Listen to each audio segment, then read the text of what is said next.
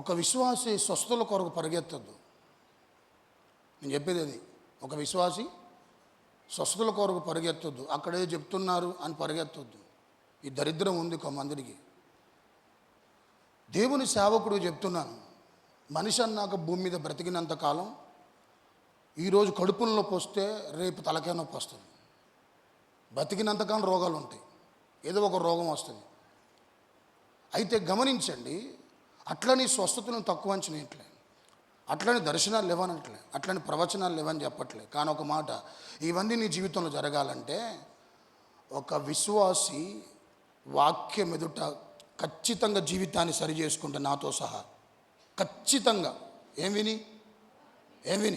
వాక్యం విని ఖచ్చితంగా సరి చేసుకుంటే దాంట్లోనే అన్నీ ఇమిడి ఉన్నాయి. దేంట్లో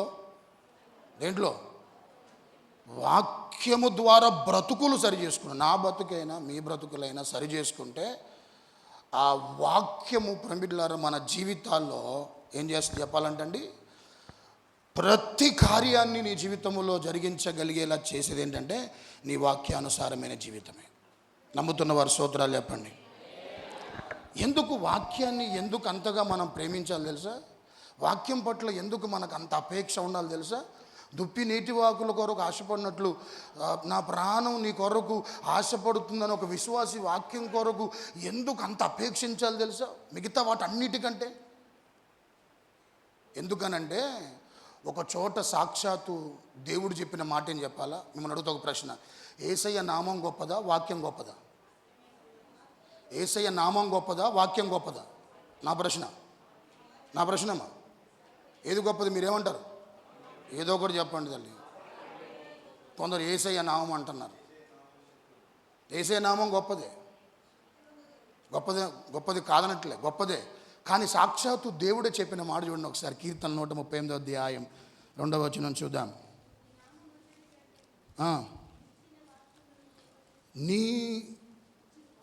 నీ నామము కంటెను, నీవిచ్చిన వాక్యమును నువ్వు గొప్ప చేసి ఉన్నావు. 138 2వ వచనం. మీకు అర్థం కాకపోతే అడగండి, నన్ను ఆపండి, అయ్యా మళ్ళీ చెప్పండి అని చెప్తా. కానీ అందరు రాసుకోవాలి. చక్కగా చక్కటి వర్తమానాలు ఇస్తున్నాను సంగం. చాలా నేనెంతో నేర్చుకుంటున్నాను, మీరు కూడా నేర్చుకుంటున్నారు. అందరం కలిసి నేర్చుకొని ఎంతో ఆధ్యాత్మికంగా బలపడుతున్నాం. ఆమేన్ చెప్పండి. రైట్. దేన్ని దేవుడు గొప్పగా చూశాడంట చెప్పండి. దేన్ని గొప్పగా చేశాడు దేవుడు? యేసయ్య నామం గొప్పదా అంటే గొప్పదే. కానీ గమనించండి, మరి వాక్యం ఎవరు?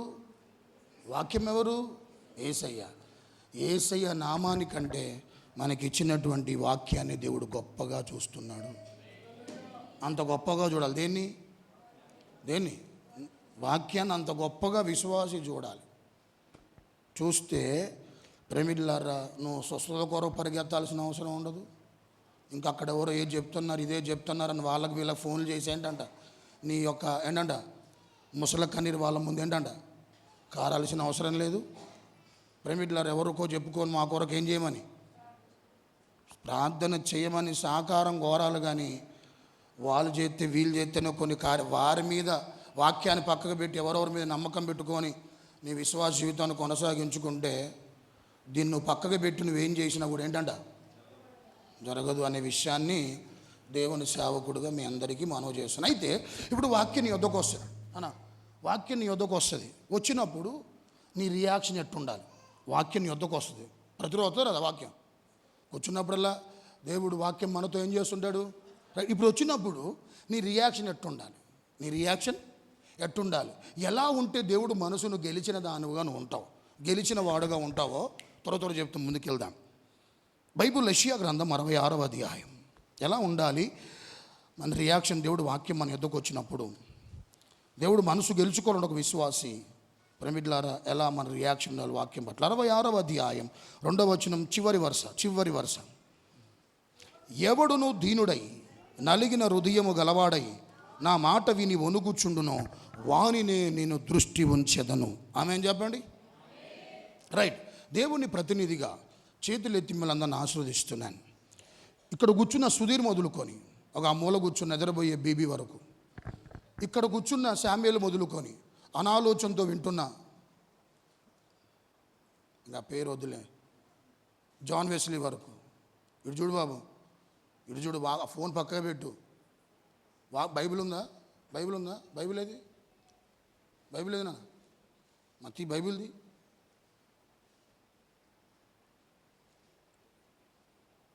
కింద ఎన్ని తిట్టుకున్నా ఏం కాదు, ఇక్కడ మాత్రం తేడా కనపడితే కథమే. నన్ను తిట్టుకున్నా పర్వాలే. హల్లెలూయా. తీయాలి, వాక్యం చదవమన్నప్పుడు చదవాలి, విన్నప్పుడు వినాలి, నాకు వెళ్ళి చూడమన్నప్పుడు చూడాలి. అప్పుడు మనందరికి ఆశీర్వాదకరం. వినండి, ఇక్కడ కూర్చున్న ప్రతి ఒక్కరూ ప్రేమికులారా, దేవుడు మీ మీద దృష్టి ఉంచాలంటే, ఇక్కడికి వచ్చినందుకు ఎవరి దృష్టి మీ మీద ఉండాలి? ఇక్కడికి వచ్చినందుకు మరొకరు దృష్టి ఉండాలా, లేకుంటే దేవుడు దృష్టి ఉండాలా? దేవుడు దృష్టి మన మీద ఉండాలి. ఎవరి మీదైతే దేవుడు దృష్టి ఉండాలని కోరుకుంటారో, మందిరానికి వచ్చేటువంటి ప్రతి ఒక్కరు కూడా, అయ్యా మరి ఎవరి మీద నీ దృష్టి ఉంటుందని అడిగితే, ఎవరిని? దేవుని అడుగుదాం. మోషే గారు అడగండి ఒకసారి, అయ్యా మందిరానికి వచ్చే ఇంతమంది మీద ఎవరి మీద ఉంటుందయ్యా నీ దృష్టి? అడగండి అమ్మా, మిమ్మల్ని అడుక్కోండి. అయ్యా మందిరానికి చాలామంది వస్తున్నాం, మరి ఎవరి మీద ఉంటుందయ్యా నీ దృష్టి అంటే, ప్రసంగించే ప్రసంగికుడి మీద ఉంటుందా నీ దృష్టి? ఆ కెమెరా వెనుక ఉన్నటువంటి వ్యక్తి మీద ఉంటుందా నీ దృష్టి? ఇక్కడ వాయిద్యాలు వాయించే వ్యక్తి మీద ఉంటుందా దేవుని దృష్టి? ఇక నిలబడి పాటలు పాడేటువంటి వారి మీద ఉంటుందా దేవుని దృష్టి? చెప్పాలి, ఎవరి మీద ఉంటుంది దృష్టి? దేవుడి దృష్టి. ఎవరి మీద దేవుని దృష్టి ఉంటుంది? ఎవరి మీద పడితే వాళ్ళ మీద ఉండదో. మందిరానికి వచ్చి ఎవరి మీద పడితే వాళ్ళ మీద ఉండదో. ఒకవేళ దేవుడు దృష్టి నీ మీద ఉండాలని కాంక్షించినట్లయితే, నువ్వు మందిరానికి వచ్చినప్పుడు గమనించండి ప్రేమికులారా, ఎవరి మీద ఉంటుందంటే, ఎవడు నా మాట విని చెప్పండి, ఎవడు నా మాట విని నలిగిన హృదయము గలవాడై వణుకుచుంటాడో వానినే నేను దృష్టి ఉంచుతాను అంటున్నాడు. ఎవరినంట? ఇక్కడికి వచ్చినప్పుడు ఇక్కడ ఎవరున్నారని వనకాలి మనం, ఇక్కడ ఎవరు సంచరిస్తున్నారని భయం ఉండాలి మనకి, ఇక్కడ ఎవరు సన్నిధి ఉందని మనం రెవరెన్స్తో కూర్చోవాలి, క్రమంగా కూర్చోవాలి, ఒక భక్తి శ్రద్ధలతో కూర్చోవాలి. అని అంటే దేవుడు ప్రేమికులారా నివసించే ఆయన స్థలము కాబట్టి, ఉండే స్థలము కాబట్టి, ఇక్కడికి వచ్చిన కాడ నుంచి పోయేంతవరకు ఎవరైతే దేవుడి ఎడల భయము కలిగి, ప్రేమికులారా వణుకుతో, భక్తి శ్రద్ధలతో ప్రభు సంచరిస్తున్నాడన్న హృదయములో ప్రేమికులారా గంపడంత భయముతో ఎవరైతే కూర్చుంటారో వారి మీదనే దేవుడు తన దృష్టి ఉంచుతాడు.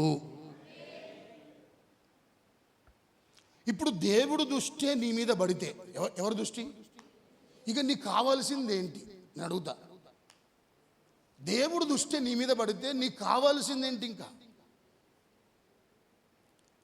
దేవుడి యొక్క దయగలిగిన చూపే నీ మీద పడితే నీకు కావాల్సింది ఏంటనంట.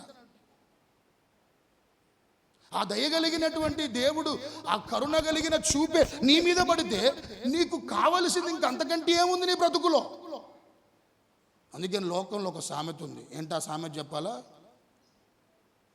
వడ్డిచ్చేవాడు మనోడైతే బంతులో ఏ మూల కూర్చున్న ముక్కలు మాకే.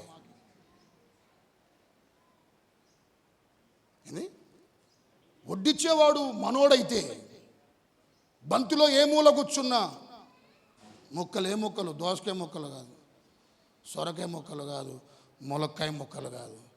ఈ పడట్లే కొంతమందికి, నాకు కూడా పడట్లే. హల్లెలూయా. గమనించండి, అంటే మీ వాడైతే నువ్వు ఎక్కడ కూర్చున్నా నీకేమొస్తాయని, మీ వాడే వడ్డిస్తున్నాడంటే నువ్వు ఎక్కడ కూర్చున్నా నీకేమొస్తాయని సమృద్ధిగా పెడతారని నీకు ఆలోచనప్పుడు, అదే మరి నీ దేవుడు నీవాడైతే, లాజర్ నీ దేవుడు నీవాడైతే అందరిని చూసి ఒకలాగా ఉంటుంది, నిన్ను చూసి ఒకలాగా ఉంటుంది. ఆమేన్ చెప్పండి ఒకసారి. నీ దేవుడే నీ సొంతమైతే, జయమ్మ గారు నీ దేవుడే నీ సొంతమైతే అంతకంటే నీకు కావాల్సిందేంటి? చెప్తున్నాను సంగమా, దేవుని సన్నిధిలో ప్రేమికులారా, ఆ దయగలిగినటువంటి ఆ చూపు, ఆ యొక్క కరుణ కలిగిన ప్రేమికులారా చూపు, ఆయన దృష్టి నీ మీద నా మీద ఉండాలంటే ఇక్కడ ఏం చెప్పాలా? ఇక్కడ ఏం చేయాలి? ఏం చేయాలంటమ్మా? ఏం చేయాలంట? నువ్వు ఆయన చూపు నిలవాలంటే నువ్వు వనకాలి. ఆయన చూపు నీ మీద ఉండాలంటే నువ్వు వనకాలి. ఎక్కడ వనకం అంటే లిటరల్ కాదు, భయంతో కూర్చో. ఒక పాట పాడుతున్నావు, భయంతో పాడు. చప్పట్లు కొడితే భయంతో కొట్టు. ఫోన్లు చూసుకుంటా. కొన్నిసార్లు నాకు నసాలంకి ఎక్కిద్ది, ఇక్కడికి ఎక్కిద్ది కొంతమంది చూస్తే నాకు. కానీ ఏంటంటే అని అనాలనిపిస్తుంది, కానీ కానీ దిగంబింగాల్సి వస్తుంది కొన్నిసార్లు. ఒక సేవకుడిగా నాకే ఏంటంటే ఇంత ఇరిటేషన్ అనిపిస్తే ఆ దేవుడు ప్రేమికులారా ఇంకెంత నీ విషయంలో ఎంత ఇరిటేట్గా ఫీల్ అవుతాడు. హల్లెలూయా. సంగమా, నా మనవి మీ అందరి మీద నా దేవుడు దృష్టి నిలిపి ఉంచునుగాక. అలా నిలిపి ఉంచున్నట్లుగా చప్పట్లు కొట్టి ప్రభునామాన్ని మహింపరచండి. మీ కుటుంబం మీద ఉండునుగాక, మీ వ్యాపారం మీద ఉండునుగాక, మీ వ్యక్తిగత పనిలో దేవుడి యొక్క దృష్టి ఉండునుగాక, మీ పిల్లల మీద ఉండునుగాక, మీ కుటుంబం మీద ఉండునుగాక, మీ ఆరోగ్యం మీద ఉండునుగాక, మారన్ని పరిస్థితుల మీద ఉండునుగాక, మారన్ని స్థితిగతుల మీద ఉండునుగాక.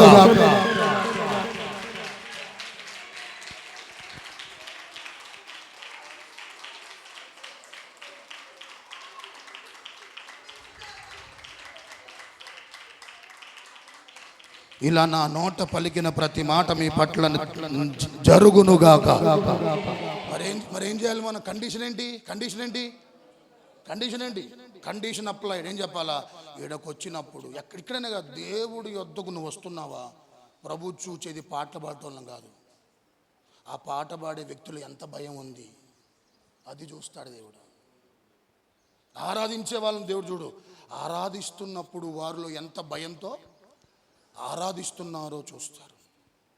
సాక్ష్యాలు చెప్పేవాని దేవుడు చూడు, ఆ సాక్ష్యాలు చెప్పేటువంటి వారిలో ఏ మనసు ఉండి చెప్తున్నారో, ఏ భయం ఉండి చెప్తున్నారో, అదే నీ జీవితంలో ప్రేమికులారా తన దృష్టి నిలపటానికి బలమైన కారణం అవుతుంది.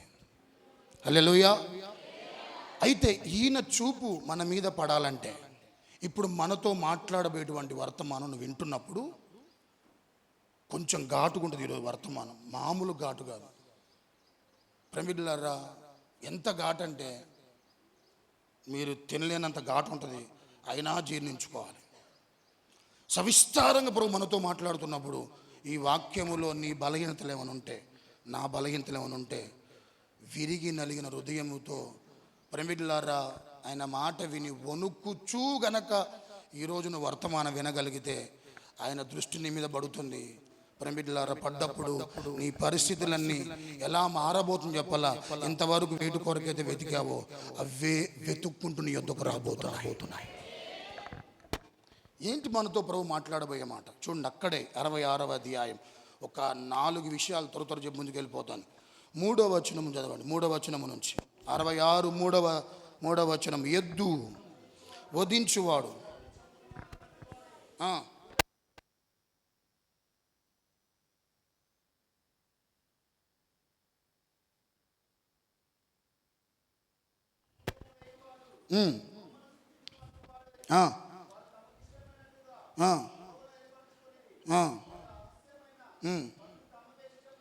చాలండి. మనతో ప్రభు ప్రేమికులారా మాట్లాడబోతున్నారు. శ్రద్ధగా విందాం. త్వరగా శ్రద్ధగా విని ముందుకెళ్దాం. చదవబడ్డ ఈ వచ్చిన భాగంలో చాలా వింతైనటువంటి మాటలు మనం చదివామండి. చాలా విచిత్రం అనిపించే మాటలు మనం చదివాం. ఏంటా మాటలంటే, ఎద్దును వధించువాడు, నరుని చంపువాడి వంటివాడు, గొర్రెలను బలిగా అర్పించువాడు, కుక్క మెడను విరుచువాడి వంటివాడు, నైవేద్యము చెయ్యువాడు, పంది రక్తము అర్పించువాని వంటివాడు, ధూపము వేయువాడు, బొమ్మను అంటే జీవము లేని వాటిని స్తుతించినటువంటి వాడే అని సాక్షాత్తు స్వయంగా దేవుడే ప్రేమికులారా ఈ మాటలు మాట్లాడుతున్నాడు. వినండి, బైబిల్ గ్రంథంలో పాత నిబంధనలో దేవుడు బలులు అనే వాటిని ఆపాదించాడు. బలులు అనే వాటిని దేవుడు ఏం చేశాడంట? ఆపాదించాడు. ప్రేమికులారా, గోగుల్లోనేమో ఎద్దుని బలిగా అర్పియమన్నాడు. గొర్రెలు మేకల్లో ప్రేమికులారా అది మొగదై ఉండాలి, మొగదాన్ని అర్పించమన్నాడు. పక్షుల్లో ప్రేమికులారా పావురాన్ని బలిగా అర్పించమన్నాడు. దేవుడు ప్రతిపాదించినటువంటి ఏంటవి? గోవుల్లో ఎద్దులు, గొర్రెల్లో మేకల్లో ఏనండ మొగదాన్ని, పక్షులన్నిట్లో పావురాన్ని దేవుడు బలిగా అర్పించమన్నాడు. దేవుడే ప్రేమికులారా చెప్పినటువంటి మాటలు ఇవి. అయితే ఇక్కడ ఒక ధనవంతుడు మామూలు దాన్ని కాదు, ఒక ఎద్దునే ఏనండ ఒక ఎద్దునే ఏం చేస్తానంట? ఒక ఎద్దునే వధిస్తున్నాడు. ఎద్దునే ప్రేమికులారా వధిస్తూ నేనేం చేస్తాను చెప్పాలా? దేవుడికి ఎద్దును వధిస్తున్నాను, మామూలు దాన్ని వధించట్లే, బలిగా నా దేవునికి ఎద్దునే నేను బలిగా ఇస్తున్నానని అతిశయముతో తన మనసులో అనుకుంటే, ఆ బలంటండి దేవుడు దృష్టిలో ఎలా ఉంది చెప్పాలా? ఎలా ఉందంట? ఆ బలి, ఎద్దును అర్పించినటువంటి ఆ బలి, ఎద్దును అర్పించినటువంటి ఆ మనుషుడి యొక్క బలి ఎట్టుందంట మగడ? ఎట్లుంది? నరుని చంపినటువంటి వాడి వలె ఉందంటున్నాడు. ఏందయ్యా, ఎద్దును బలిగా ఇచ్చాను నేను, చాలా కాస్ట్లీ దాన్ని నేను బలిగా అర్పించాను. అర్పిస్తే నువ్వు అంటున్నావు, దాన్ని నువ్వు చూచి నువ్వు అర్పించింది ఎద్దే కానీ నా దృష్టిలో అది ఎలా కనపడుతుంది చెప్పాలా? ఒక వ్యక్తిని చంపినటువంటి వ్యక్తిగా నువ్వు నాకు కనపడుతున్నావు అన్నాడు. గొర్రెలను కింద ఇంకేనంట, గొర్రెలను ఏంటంట బలిగా అర్పిస్తే అక్కడ అంటున్నాడు, అయ్యా గొర్రెను బలిగా అర్పిస్తున్నాను. అది బలి అర్పించినటువంటి ఆ వ్యక్తి చెప్పుకుంటూ, నేను గొర్రెను ఏం చేశాను? బలిగా ప్రభుకి అర్పిస్తే దేవుడు అంటున్నాడు ఆ బలిని ఏమన్నా చెప్పాలి? ఎట్లా కనపడి చెప్పాలి నాకు? అక్కడ అంటున్నాడు, కుక్క మెడను విరిచినటువంటి వాడుగా. నైవేద్యం అంటే ఏంటి? దావీదు ఏమన్నాడు? 2 చేతులు ఎత్తుట నైవేద్యం. ఏమో అది నీకు అనిపిస్తుందేమో, కానీ నా దృష్టికి ఎట్ట కనపడని చెప్పాలా? పంది రక్తమును అర్పించినటువంటి వాడి వల్లే కనపడుతుంది. లాస్ట్కి ఇంకేం చెప్పాలా? ధూపం అంటే ఏంటి? ప్రార్థన. ధూపం అంటే ఏంటి? ప్రార్థన. అయ్యా ప్రార్థన చేస్తున్నానయ్యా, ధూపం వేస్తున్నానయ్యా, ప్రార్థన చేస్తున్నానయ్యా. అయితే ఏంటి? చేస్తున్నా, మంచిదే. మరయ్యా నా ప్రార్థన ధూపాన్ని అంగీకరించు, ఆగ్రహించు అనంటే, ప్రేమికులారా నువ్వు చేసేది నువ్వు ప్రార్థన అనుకుంటావు, నీ వారికి అది నీ మటుకు నువ్వు అనుకుని చెప్పాలా? ఏం చేస్తున్నా నేను ప్రార్థన చేస్తున్న దేవుడికి అని నువ్వు అనుకుంటున్నావు. కానీ ఆ ధూపం ఎట్ట కనపడుతుంది దేవుడికి? ఎట్ట కనపడుతుందంట? ఒక జీవము లేని బొమ్మ ముందు మనుషులు ప్రేమికులారా స్తుతిస్తారో అట్ట కనపడుతుందంట. హల్లెలూయా. ఏంటిది? ఈ మాటలో ఉన్న అర్థం ఏంటి? వినమ్మా, ఈ మాటలో ఉన్నటువంటి అర్థం ఏంటి? మనతో ప్రభు మాట్లాడబోతున్నా, శ్రద్ధగా వినండి. ఎద్దు లాంటి కానుకను నువ్వు తీసుకొచ్చి ప్రభువుకి ఇచ్చిన అంటే, 1,00,000 రూపాయలే నువ్వు ప్రభుకి ఏంటంట కానుకగా ఒకవేళ మందిరానికి వచ్చి ఇచ్చినా, విలువైందే ఒకవేళ నువ్వు ఇచ్చినా, గొప్పదే నువ్వు దేవుడికి ఇచ్చినా, దశంభాగాలే నువ్వు ఇచ్చినా, నిన్ను దేవుడు హెచ్చించిన కొలది నువ్వు దేవుడికి ఒకవేళ ఇచ్చినా, ఇవ్వట్లేలే కొంతమంది ఇస్తున్నారు. ప్రేమికులారా ఇచ్చే వాళ్ళ గురించి చెప్తున్నాను. నువ్వు ఎంత శ్రేష్టమైందే ఇచ్చినా, ఎంత గొప్పదే ఇచ్చినా, ఎద్దు లాంటి ఒక మంచి అర్పణే దేవుడికి నువ్వు తీసుకొచ్చి ఏం చేసినా, ప్రేమికులు అర్పించినా, అదంట ప్రేమికులారా దేవుడి దృష్టికి ఒక వ్యక్తిని చంపిన దాంతో సమానం అంటున్నాను. ఒకవేళ మీలాంటి వాళ్ళు 1 కోటి రూపాయలు తీసుకొచ్చి నా చేతిలో పెడతారు, సేవకుని కదా నేనేం ప్రార్థన చేస్తా? అబ్బా, ఎంత దాతృత్వం కలిగినటువంటి హృదయం, ఎంత ఉదార స్వభావం ప్రభువా. ఇలాంటి మంచి మనసు పరిచర్య కొరకు ఏంటంట ఇవ్వటానికి ప్రేరేపించబడి నీ దాసుని దీవించినందుకు మీకు వందనాలు. తన కుటుంబాన్ని ఇచ్చిన దానికంటే ఇంకెక్కువగా రాగల దినాల్లో ఆశీర్వదించు ప్రభువా నేను ప్రార్థన చేస్తాను. ఎందుకంటే సేవకుడు కాబట్టి పరిచర్యకి ఏం చేస్తున్నానని సహకరిస్తున్నాడని ప్రార్థన చేస్తా. ఆయన చేతులు ₹1,00,00,000 ఇస్తున్నట్టుగా నాకు కనపడింది. కానీ ఆ ₹1,00,00,000 నా చేతిలో పెట్టినా, ₹1,00,000 నా చేతిలో పెట్టినా ఆ చేతులు దేవుడి దృష్టి కనబడి చెప్పాలా, రక్తపరాధములతో నిండిన చేతులుగా కనపడుతున్నాయి. ఒక వ్యక్తిని చంపినటువంటి ప్రేమికులారా రక్తపరాధముతో నిండినటువంటి చేతులు కనపడుతున్నాయి. ఇక వినండి, దీని అర్థం చెప్పాలా. ఏంటిది ఇది ఇంత భయంకరంగా ఉందని అంటారుగా. ముందుకెళ్తుంటే మనకు అర్థమైంది. వినండి, బైబిల్లో నరహత్య అనేటువంటిది పాత నిబంధనలో ఒక వ్యక్తిని కత్తి తీసి పొడిస్తే నరహత్య చేసినట్టు. దేని ప్రకారం? ఒక వ్యక్తిని నిర్దాక్షిణంగా చంపితే ప్రేమికుల నరహత్య. ఒక వ్యక్తిని నిర్మోమాటంగా ప్రేమికులారా చంపేస్తే దాన్ని నరహత్య అన్నాడు పాత నిబంధనలో. మరి కొత్త నిబంధనలు నరహత్య ఏంటి? కొత్త నిబంధనలో ఒక వ్యక్తిని చంపటం అంటే ఏంటి? కొత్త నిబంధనలో అంటే తోటి సహోదరుణ్ణి ద్వేషించటమే నరహత్యతో సమానం. తోటి వ్యక్తిని క్షమించకపోవటమే, ప్రేమికులారా ద్వేషించటమే నరహత్యతో సమానం. నిజమే, అలా బైబిల్లో ఉందా? 1 యోహాను 3వ అధ్యాయం 14-15 వచనాలు. చాలా అద్భుతమైన మంచి మాట. మనము సహోదరులు ప్రేమించుచున్నాము గనుక మరణములో నుండి జీవములోనికి దాటి ఉన్నామని ఎరుగుదుము. ప్రేమ లేనివాడు మరణమందు నిలిచి ఉన్నాడు. తన సహోదరుని ద్వేషించువాడు ఇది నరహంతకుడు. ఏ నరహంతకునికి నిత్య జీవము ఉండదని మీరు ఎరుగుదురు. ఎవరంట? కొత్త నిబంధనలో నరహంతకులు ఎవరంటమ్మా? నరహంతకులు ఎవరంట? పాత నిబంధనలో హత్య చేయటం అని ప్రేమికులారా నరహత్యతో సమానం, చంపటం నరహత్యతో సమానం. కానీ కొత్త నిబంధనలు నరహత్య ఏంటి అని చెప్పని ఆలోచన చేస్తే ప్రేమికులారా సహోదరుని ఏం చేయటం అంట? ద్వేషించటమే వాక్యము సెలవిస్తుంది. వారు దేవుడి దృష్టిలో నరహంతకులు. అంటే ఒక వ్యక్తిని చెప్పండి, ఒక వ్యక్తిని చంపినటువంటి దానితో సమానం. ఎవరి దృష్టిలో? అందరిలాగా చూడు. ఆయన ఆలోచనలు వేరు, నీ ఆలోచనలు వేరు. సంగమా, నువ్వు చూసే నీ చూపు యొక్క విధానం వేరు, ఆయన చూసే ఆయన విధానాలు వేరు ఉంటాయి. ఆయన ఎట్ట చూసుని చెప్పాలా? తోటి సహోదరుని గనక ద్వేషిస్తే మనమంట నరహత్య చేసిన దాంతో సమానం. ఇప్పుడు వినండి, ₹1,00,000 నువ్వు తీసుకొచ్చి నా చేతికి ఇచ్చి నీ తోడబుట్టిన వారితో నీ గనక సమాధానం లేకపోతే, నీ అత్తతో గనక నీకు సమాధానం లేకపోతే,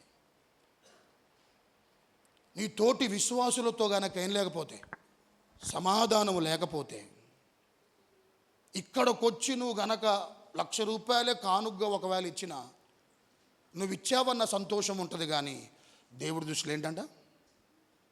దేవుడి దృష్టిలో ఏంటి చెప్పాలి? దేవుడి దృష్టిలో ఏంటి? దేవుడి దృష్టిలో ఏంటది? నరహత్య చేసిన దాంతో సమానం. అర్థమవుతుందా? నేను అడుగుతా ఒక మాట.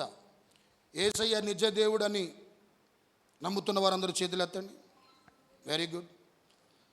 యేసయ్య ప్రేమికులారా ద్వారానే నిత్య జీవం ఉందన్న చేతులు ఎత్తండి. బాప్టిజం తీసుకున్న చేతులు ఎత్తండి. తీసుకున్నారా? ప్రతి ఆదివారం మందిరానికి వస్తున్న చేతులు ఎత్తండి. రైట్, అందరూ వస్తున్నారు. ఇప్పుడు అడిగే ప్రశ్న సమాధానం చెప్పండి. నేను రక్షించబడ్డ కాడ నుంచి నాకు నా భార్యతో కానీ, నా భర్తతో కానీ, తోటి విశ్వాసులతో కానీ, నా యొక్క ప్రేమికులారా వదినతో కానీ, కోడలతో కానీ, మర్దితో కానీ, ఇంకా బంధువులను పిలువబడుతున్నటువంటి వారితో నాకు ఎలాంటి ద్వేషం లేదు అన్నవారు ఇప్పుడు చేతులు ఎత్తండి. ఎందుకు ఇందాక అన్ని చేతులు ఎత్తి ఇప్పుడు ఎందుకు ఎత్తట్లే?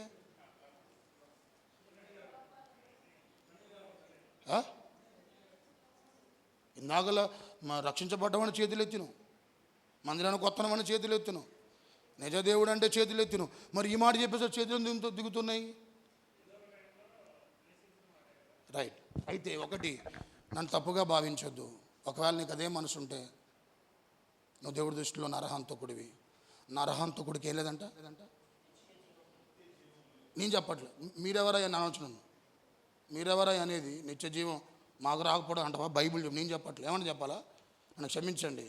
ఇదే మనసుతో కనుక నువ్వు భూమి మీద బతికినంతకాలం దేవుళ్ళో ఉండి ప్రేమికులకు వచ్చి ఆరాధన చేసిన, ప్రార్థన చేసిన, ప్రేమికులారా ఇంకేనంట వాక్యమే విన్నా, నీ జీవితంలో నా జీవితంలో గనక ప్రేమికులారా తోటి వ్యక్తులు తినండా సమాధానం గనక నీకు లేకపోతే నీకు సంఘంలో ఉండే అవకాశం ఉండదు, కానీ పరలోకానికి వచ్చే అవకాశం నీకు లేదు. నిత్య జీవం వాళ్ళకి లేదు. డైరెక్ట్ చెప్తున్నాడు. ఎందుకంటే నరహంతలకు లేదని బైబిల్లో రెండో మరణంలో ఎవరు చెప్పాలా పాలు పొందేది? రెండో మరణంలో ప్రకటన 21వ అధ్యాయం 8వ వచనం. ప్రకటన 21వ అధ్యాయం 8వ వచనం. త్వరగా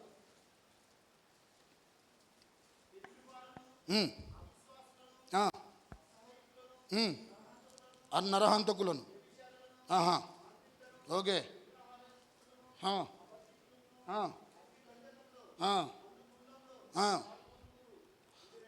ఇది రెండవ మరణం. ఎవరికంటే ఇది ఎంతవరకు వచ్చేది? దాంట్లో ఒక బిరుదు ఉంది. ఎవరిదిండా? దయచేసి సంగమా మీ అందరూ చెప్తున్నాను, దేవుని సేవకుడు, నువ్వు ఇక్కడ ఎన్ని అర్పించు ఎవరికి?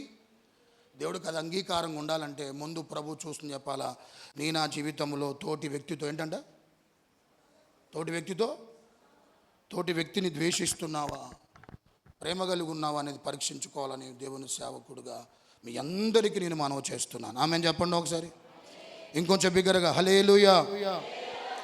కొందరు ప్రేమికులరా, ఇది సంఘాల్లో దాపరించింది, సేవకుల్లో దాపరించింది.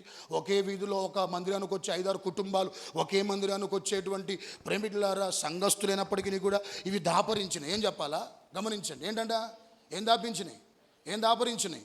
ప్రేమికులారా ద్వేషించటం,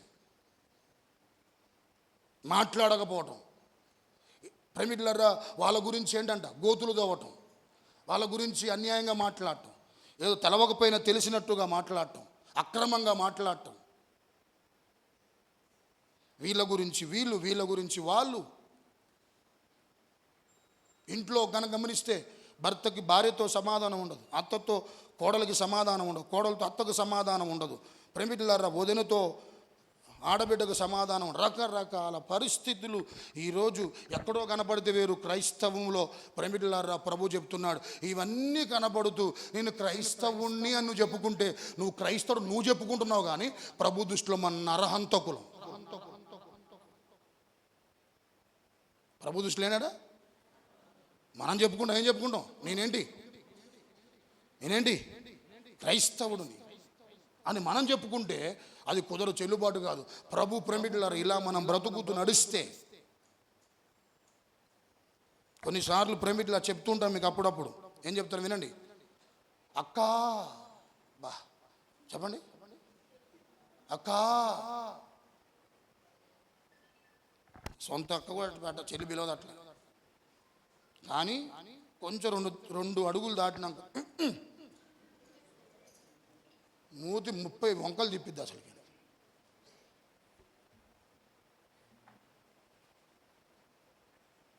మళ్ళా అన్నా బాగున్నావా అని ఏం చేస్తాడు? విడ్రా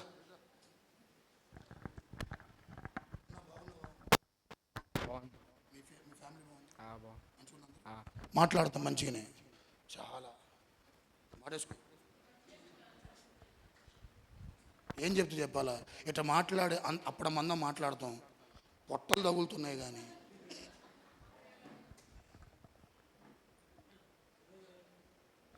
స్టీఫెన్ అవునా కదా? ఇంకొందరు ఇట్ట వాటేసుకోవటం, ఇట్ట పొడవటం. కూర్చోనా? హల్లెలూయా. ఎన్ని ఆశీర్వాదాలు! విని హృదయాన్ని చింపుకుంటే, వాక్యం విన్నప్పుడు నీ జీవితం నువ్వు ప్రార్థన చేసినప్పుడు దేవుడు స్పందిస్తాడు. 1. 2, నెమ్మదిగా బ్రతుకుతావు. 3, అపాయము కళ్ళ ముందు ఎప్పుడు నీ కుటుంబంలో వింటం కానీ చూడటం కానీ జరగదు. 4, ప్రభు ఉన్న స్థలానికి చేరతావు. ఎప్పుడు ఇవన్నీ? ఎవడు నా మాట విని. ఇప్పుడు రండి, కళ్ళు మూసుకొని ప్రార్థన చేసుకుందాం. ఈ మాటలు మన వెనుకల్లో దేవుడు దీవించునుగాక. కాసేపు ప్రభు నీతో మాట్లాడుతూ వచ్చాడు. ఇప్పుడు దేవుడు మౌనమైపోతాడు. ఇప్పుడు నువ్వు మాట్లాడు. దేవుడు మౌనమైపోతాడు. ఇప్పుడు నువ్వు మాట్లాడు ప్రభుతో. అవునయ్యా, నిజంగా నా స్వభావం ఇట్టనే ఉంది ప్రభా, నిజంగా నా స్వభావం ఇట్టనే ఉందయ్యా, ఇట్లనే బ్రతుకుతున్నానయ్యా. ఈ మాటల్లో ఉన్న సారం నాలో చక్కగా కనపడుతుందయ్యా, నా ఆత్మీయతలో కనపడుతుందయ్యా, నా విశ్వాస జీవితంలో కనపడుతుందయ్యా. ఇప్పుడు ప్రభు దగ్గర ఆయన వస్త్రం దించుకున్నాడు. నువ్వు నీ మనసును తెంచుకొని, యేసయ్యా నేను బలహీనుడను, నేను బలహీనురాలను అడుగుతావా ప్రభుని? అడుగుతావా ప్రభుని?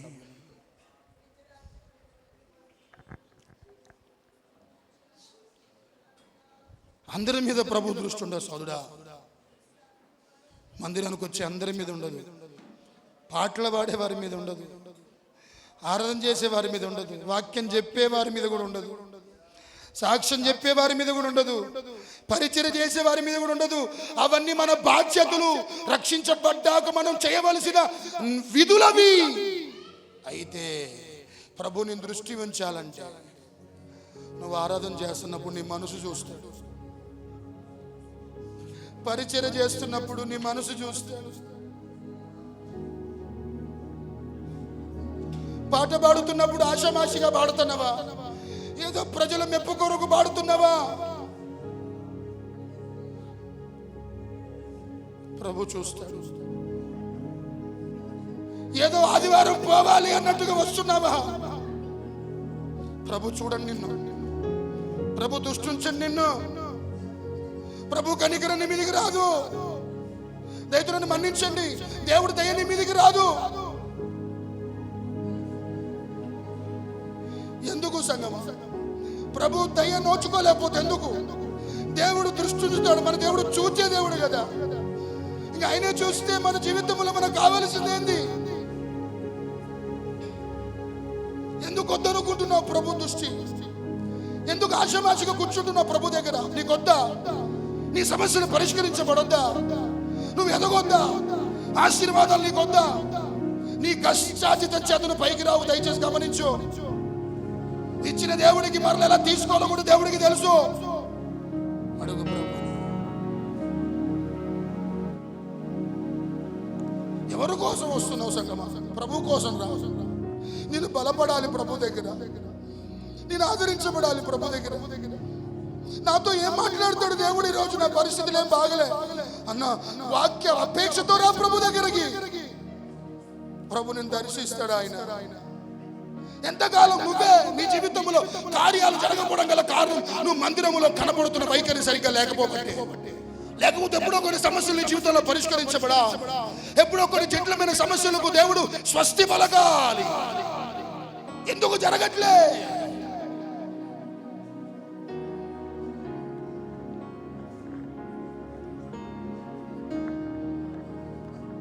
నువ్వు మంచి కానుకిస్తాను అనుకుంటున్నావు, కానీ ప్రభు దృష్టిలో ఒక వ్యక్తిని చంపిన దాంతో సమానం అది. గొర్రెను అర్పిస్తాను అనుకుంటున్నావు, నువ్వు కుక్క మెడను విరిచిన దాంతో సమానం ప్రభుకి. నైవేద్యం అర్పిస్తాను అనుకుంటున్నావు, పంది రక్తమును ఒలికించినటువంటి వాడి వల్ల.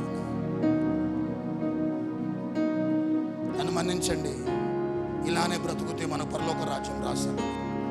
ఇలానే బ్రతుకుతే మనకు నిత్య రాజ్యానికి మనం వెళ్ళాం. చేతులు ఎత్తారా, చిన్న ప్రార్థన చేస్తారు.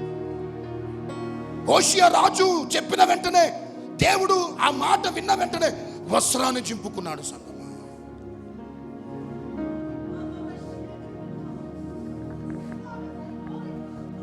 చాలా మందితో ప్రభు మాట్లాడుతూ వచ్చాడు. చేతులు ఎత్తారా, మీ కొరకు ప్రార్థన చేయబోతున్నా. ఎంతకాలం అలా బ్రతుకుతావు సోదరుడా? ఎంతకాలం అలా మందిరములో నీ యొక్క తీరు మార్చుకోకుండా ప్రభు యొద్ద కనపడుతూ ఉంటావు? ఎంతకాలం? ఇంకెంతకాలం?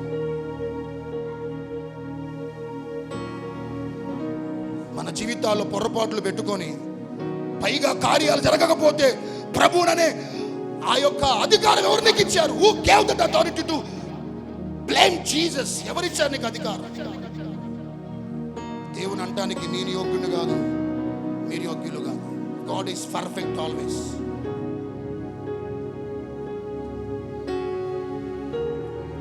మన మధ్యలో పరిశుద్ధాత్ముడు సంచరిస్తున్నాడు.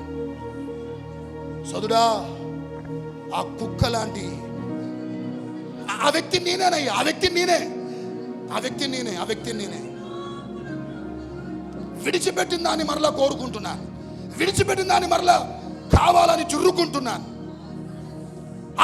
ఆ బండి స్వభావం నాదేనయ్యా, నాదే నాదే నాదే. ముత్యము లాంటి వాక్యం ముందేసిన వాక్యం చెబుతున్న సేవకుల పైన తిరుగుబాటు. ఈరోజు వాక్యం చెబుతున్న సేవకులనే మనసులో ఒక ప్రమిడ్లారా చెడు ఆలోచనలు. ఈరోజు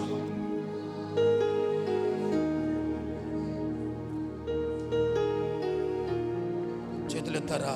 యేసయ్యా నన్ను క్షమించి, నిజంగా నాకు ఈ స్వభావం ఉందన్న వారు అందరూ చేతులు ఎత్తండి. ప్రభు కనికరిస్తాడు.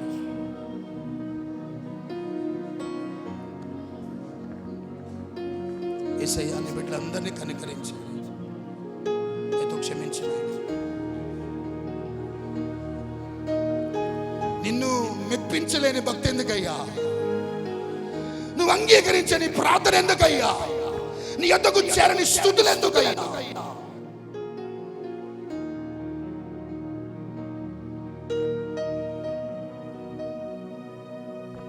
దయతో మనకు క్షమించి, ఇకనైనా ఇప్పటి నుండైనా మందిరములోకి రాగానే ప్రభు నీ యొద్దకు వస్తున్న ప్రతిసారి మాలో భయము, మాలో వణుకు, ఒక తెలవని మాలో ఒక దేవుడు ముందున్నాను, నేను జాగ్రత్త కూర్చోవాలి, దేవుడు సందులో కూర్చున్నాను, ఆశమాషగా ఉండొద్దు, దేవుడు సందులో కూర్చున్నాను, ఎవరి మీద నాకు ద్వేషం ఉండొద్దు, దేవుడి దగ్గర కూర్చున్నాను అన్న ఈ మనసు మాకు కలిగి ఉంటే మా జీవితకాలం అంతా నెమ్మదిగా ఉంటామయ్యా. ఏ అపాయాలు రావయ్యా, మా మొర్ర వింటావయ్యా, పరలోక రాజ్యానికి చేరతామయ్యా. ఇంతకంటే కావాల్సిందే ఉంది. అందరూ హృదయాన్ని మాటలు ఫలింపచేయమని యేసు నామములో అడిగి వేడుకుంటున్నాను మా తండ్రి. విగ్రహ చెప్పండి ఆమేన్.